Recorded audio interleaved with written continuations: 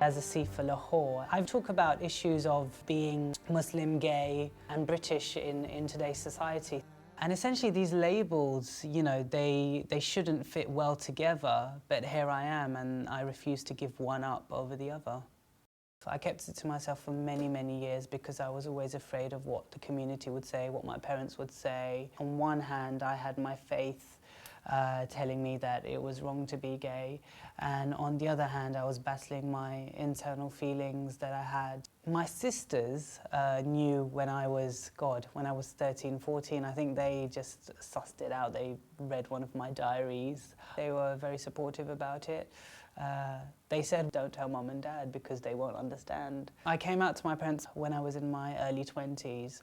My mum came into my room and she questioned me about my sexuality.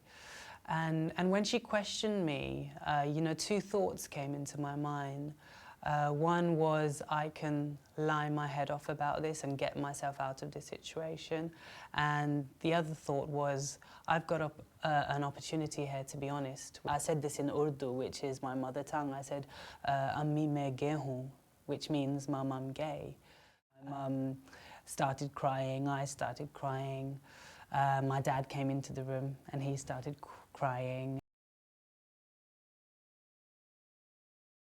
There was an occasion where my mum asked, you know, whether I needed to go and see a doctor. I said to my mum, this isn't something that, you know, I can take a medicine for. It's something that I really had to educate my mum about. They thought that if I were to get married to somebody of the opposite sex, then everything would be okay. But I was very firm about that. The way I explained it to them was that, you know, I used the word muhabbat, and in Urdu that means love, and I said I can't love a woman the same way I can love a man. Dialogue still continues to be challenging with my father, but he has come a long way in accepting me for who I am, and he still considers me his son. He hasn't disowned me in any way, and he's very proud of me. When I introduced my partner to my parents, I introduced him as, you know, this is the person I want to marry. Marriage holds such a value to any person of faith. And although I entered into civil partnership, they sort of saw it equal as a marriage. And my mum ended up attending the ceremony and ended up sort of giving me away and giving us her blessing. I know it sounds cliche, but it was the best moment of my life.